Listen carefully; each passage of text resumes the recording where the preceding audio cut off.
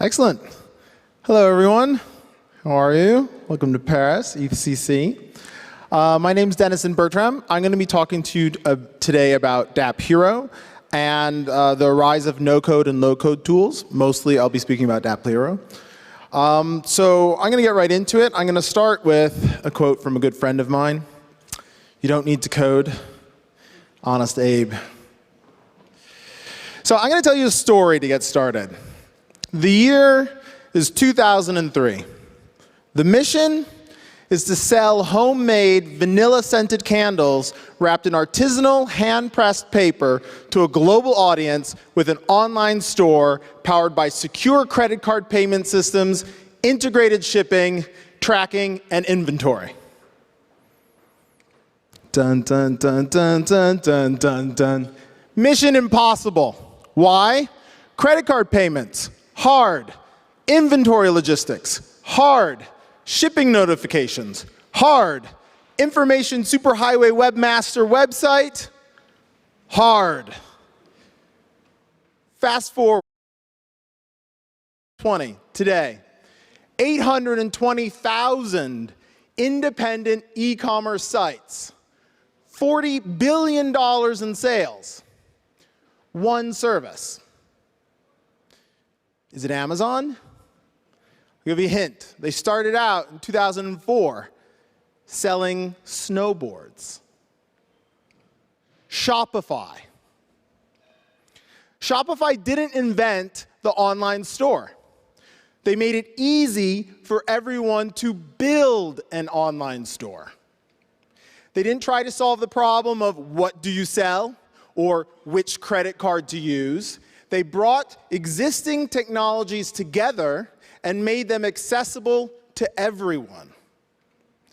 And they gave builders the choice. I should build on blockchain. I'm sure many of you out here have that thought, have that feeling. I would certainly hope so. I should build on blockchain. The problem, blockchain is hard. Many different technologies, each with their own stack, terrible user experience, changing standards, few best practices, outdated documentation. It's unclear where you go to get help. And of course, the number one most difficult thing, the biggest blocker that stops 820,000 merchants from building on blockchain is you need to code. This is a pie chart of how many coders in the world there are. I don't even need to label those axes, right? It's obviously the green. It takes nearly 200 lines of code just to get started in the Web3 ecosystem. 200 lines. And you haven't done anything magical by the time you've written those 200 lines either. You're just on. Adding new features is nearly as difficult. Every new feature you add, new stack, new SDK, new library, new documentation, new references, everything's new. You want to add another thing? Good luck.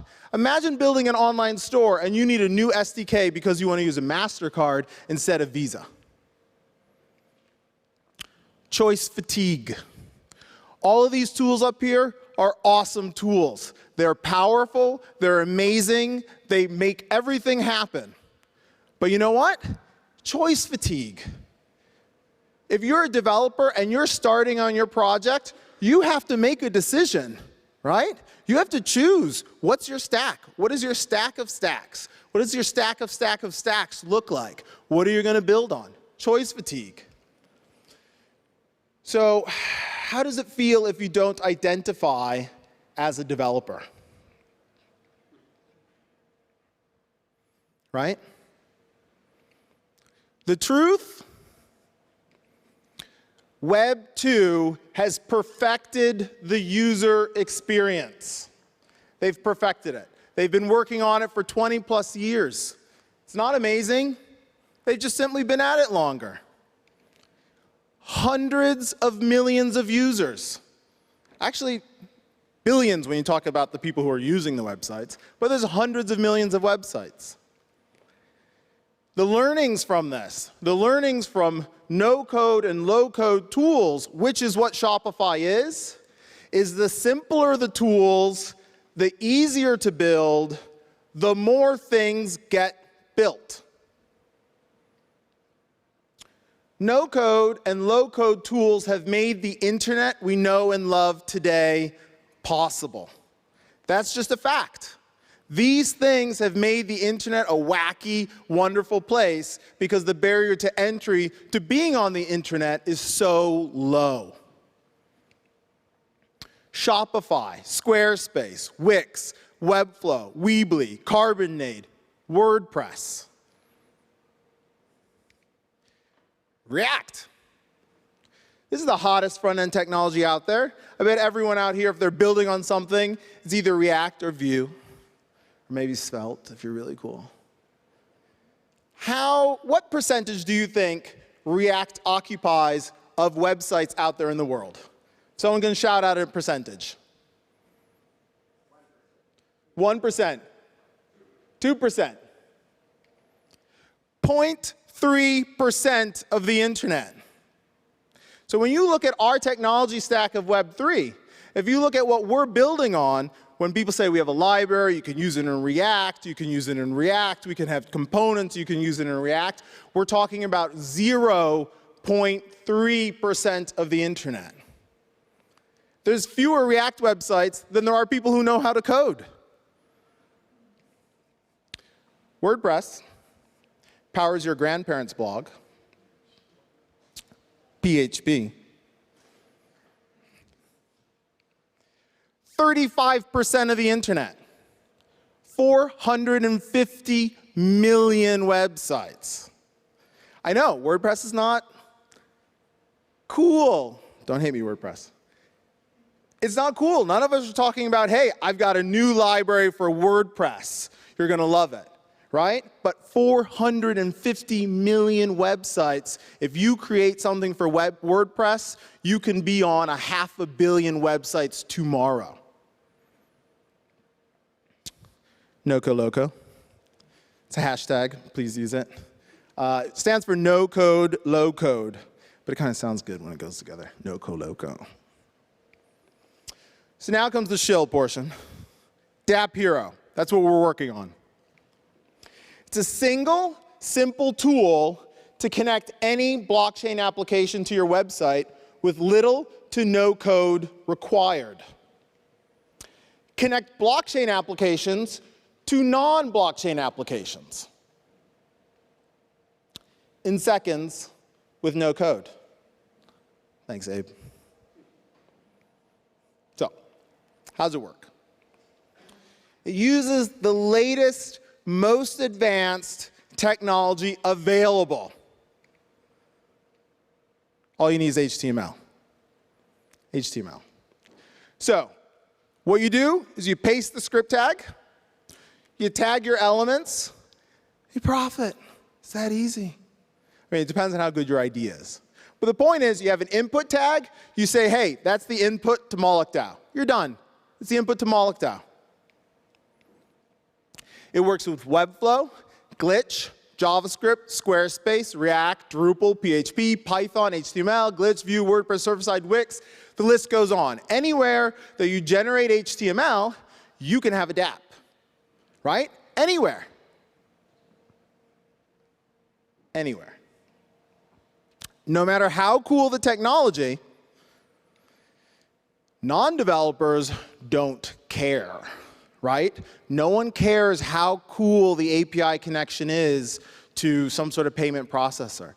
Nobody cares how PayPal makes the money go from your PayPal to their PayPal. Right? Nobody cares how you log into the website. They just want it there done so they can build whatever they're trying to build. Users want Shopify. Right? And maybe this audience isn't the right audience, right? We're developers. But we're building for people who we expect to build on what we build. And those are the users. They want Shopify, not Merkle trees. Another thing that's important to keep in mind is developer tooling is scary for many people. So we're in alpha. We released in a a couple weeks ago at ETH Denver, and we were doing a lot of user interviews.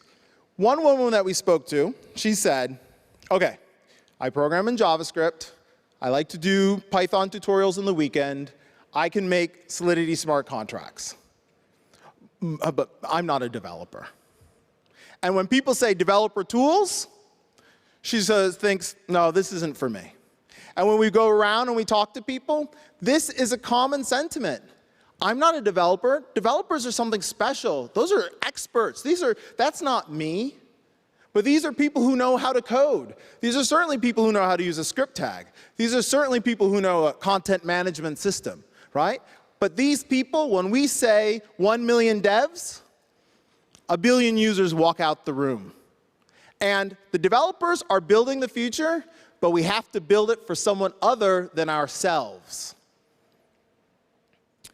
We believe you should spend time building your thing. Not the thing you think you need to build for the thing you're trying to build needs in order to get built. And if you're building on Web3, I think you'll probably feel something when I say that sentence.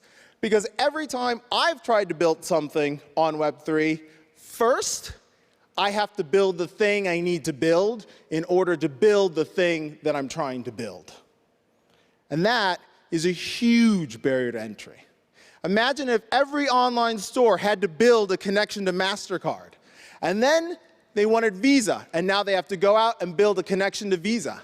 And now they want American Express. And you know what? It's a whole new SDK, and they have to go out and build a connection to American Express. What would that look like? 2003. People don't build online stores. They don't sell stuff unless they're enormous corporations. The technology existed in 2003, but the ease of use, being able to build on it, did not. 1 million developers is good, but 2 billion users is great.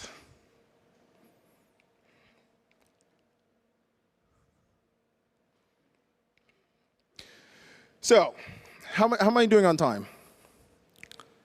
Yeah? You guys want a live demo? Do you want a live demo? That's right. Okay, I'm probably going to totally screw it up. So, take a picture of that quickly.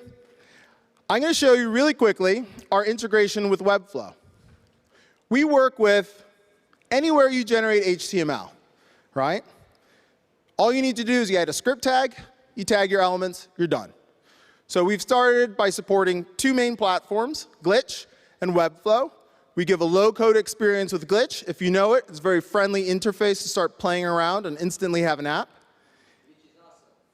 Glitch is awesome right here. Hear that glitch? Call me back, huh? Webflow, no-code tool that enterprises and users alike build beautiful websites with. So I'm going to show you this in Webflow really quickly. I've already created this template, and this is a template that's freely clonable because we believe that our users, their first experience with GapHero should be success. So they start with something that's already working, not have to start from scratch.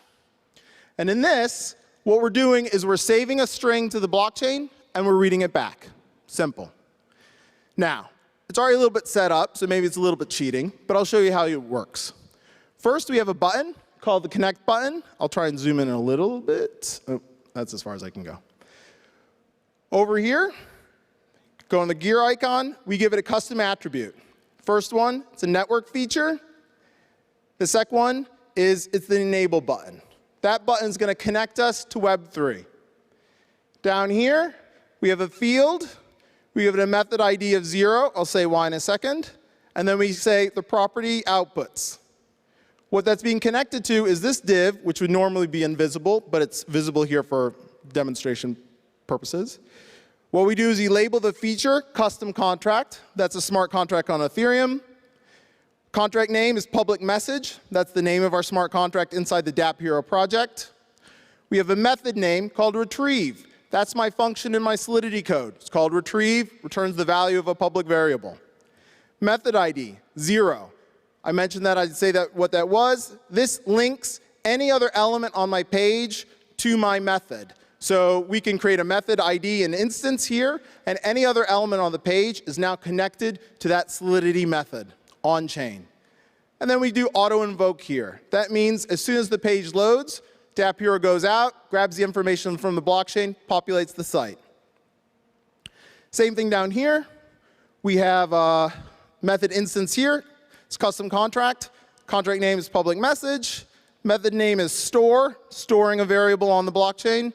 Method ID is 1, because this is a different method. We're linking that to this input field, method ID 0, 1.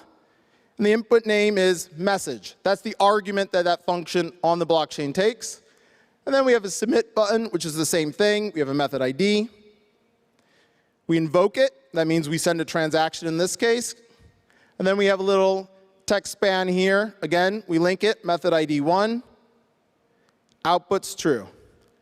Then we go up here and we click this button, publish, because Webflow also hosts, so you don't have to worry about running this yourself. And now we go over to our published website. We wake it up. Here's our website. Beautiful, right?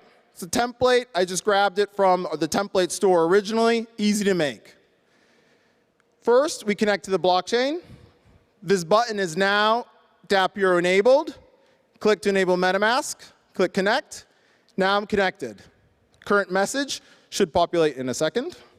Are you crazy? A live demo? That's directly from the blockchain. Now, if I want to add a message to it, yes. Oops. Click submit. MetaMask comes up. Transaction is started. Wait for a second. It's on the Kovan network. Live demo, right? Let's let it confirm. Already confirmed? There you go. Yes. It worked. Now, what I did right now, it doesn't seem so impressive. But if you think about building this in React, I just built a dApp. Well, in this case, I demonstrated how I built the dApp. All it took was adding attributes to my HTML element. And I built a real dApp connected to the Ethereum blockchain in real time, demoed it in front of you. It didn't break in, what was that, a minute? Right? OK, if I started from scratch, maybe it'd be 2 minutes. I've never built a dApp or an application on Ethereum from scratch, or even with other tools that quickly. And that's the kind of reduction in friction that we think is important to get those 2 billion users on Ethereum. Right? That's the type of reduction in friction we think, hey, 450 million websites, you should be using Ethereum too.